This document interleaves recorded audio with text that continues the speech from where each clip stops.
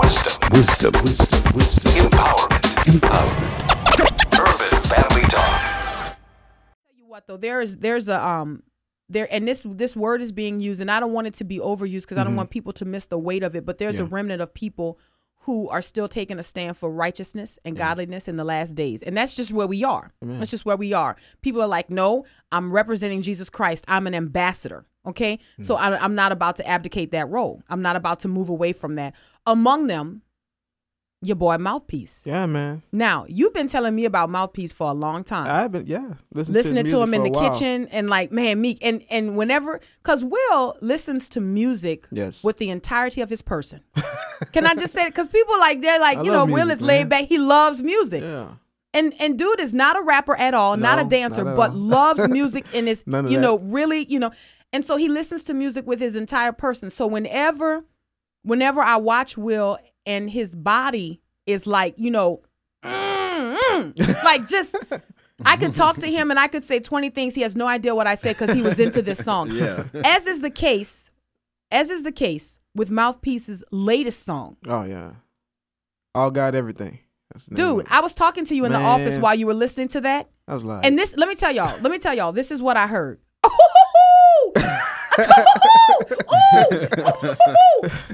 Oh man, Meek. That's what he kept saying, Meek. He was like, "Where Courtney at, man? Courtney, come here, get Courtney."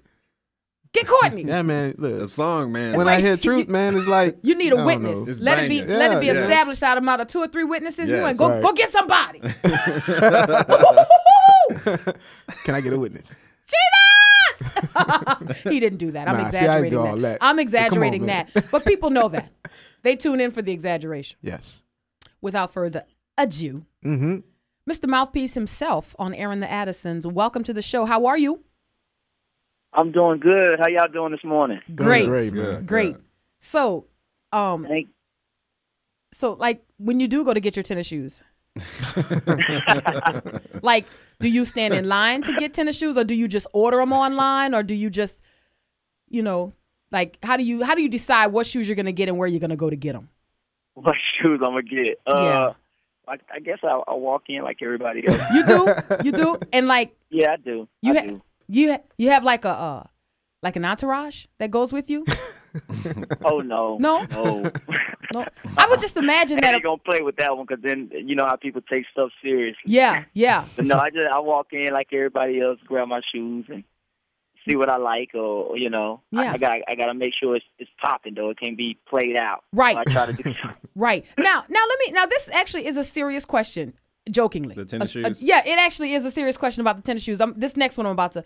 So, are you a tennis shoe connoisseur? Like, because there's some people that is really, people like, and I actually enjoy seeing people enjoy tennis shoes because it's like a collection. And I don't get mad at people for collecting stamps. I don't get mad at people for collecting mugs. As so are you a tennis shoe connoisseur?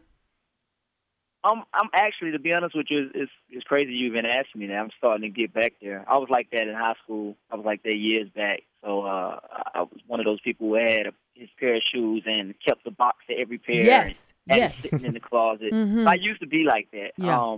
Then you got saved. But, yeah, you got saved. 10 years later, you married, and then you got 2 kids, and it changes all that. Yeah, it does. Man, kind of leaves that #1 spot. Yes, man. Yeah. You ain't lying about that. Because you'll be like, okay, backpacks for school or like Jordans. Man, he could take his shoes and his supplies to school in this shoebox. You don't need a backpack. Right. Anyway, the priorities. Right. I bought a pair of shoes the other day, and I'm with my wife. I'm like, I'm finna start my collection back. Then she said, well, school starts. They need like 7 uniforms apiece. And you know this and you know that. So I'm like, okay, how I'm gonna do this? You just give up. You just be like, nah. I'm gonna make this one little pair last me, and then I get another pair, and hopefully I can start the collection again. Yeah, man. Or you could do what most Christians do. You could go into the store, try them on, take a picture of yourself, and then post it on Instagram, and then be like, and then just have cats jealous of you, and just be like, yeah, man. But now you got to make sure you get the tags out of the way. You don't want that could be a problem. Mouthpiece, let's talk about what's happening. What's the state of Christian rap, Christian hip hop, if you use those terms. In fact, let me do this before we even get into that. How do you describe yourself as an artist? If a person were to just ask you, tell us about Mouthpi3ce, how would you do that? Well, I would just say the name. I guess the name. I pray that the name would explain it all. Yeah. I really try to be someone who is actually led by the Spirit and who will speak what God wants me to say.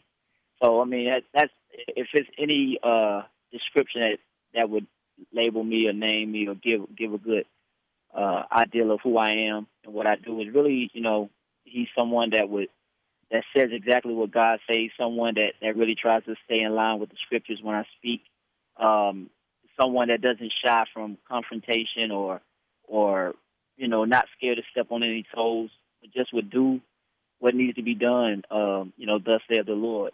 So, I mean, I pray that that's what people get when they hear me or if anybody talks about me. How long have you been making music? Like, when did you learn that you had, I guess I would say, a gift? Because I think that rappers actually have a gift, and some people don't really get it. But if you listen and you can understand what it takes to do what you guys do, y'all have an incredible gift. So when did you learn that you had a gift for music? I think I learned the gift. I had to be like maybe 14. Okay. 14, 15 years old. It was just something that came easy. Mm-hmm. It started from poetry, started from writing poetry and then writing poems, and then I'll never forget it in high school having a speech class, which to this day was still my favorite class of all time. That's when I realized I knew that I like to be in front of people. I like to be on the stage. I like to be able to, speak in front of people. So doing that, it led to me writing poems and then showing that I can actually, put a rhythm to it. So it was something that just came easy. And I feel like that's when it's a gift. It's when it's something that really, really comes easy to you. Absolutely. I tell you what, we're going to take a quick break. When we come back, I want to get your conversion story. I want to learn about how you came to faith in Christ. And then we're going to ask about the state of Christian rap. What do you see happening? And what do you feel like God has positioned you to do in regard to what you see happening? Yeah. This is Airing the Addisons on Urban Family Talk. Keep listening. We'll be right back after this. Our guest is Mouthpi3ce. That's right. Yes, he is. Mm-hmm. We'll be right back. My God deserves the most. You looking at a miracle. Yes, sir, I said a miracle. The evidence is visible. Dying to my physical. Riding on the devil till I see him looking pitiful. And I ain't saying that so I can sound so extra lyrical. Setting a standard in Christ. Setting a standard in Christ. Urban Family Talk.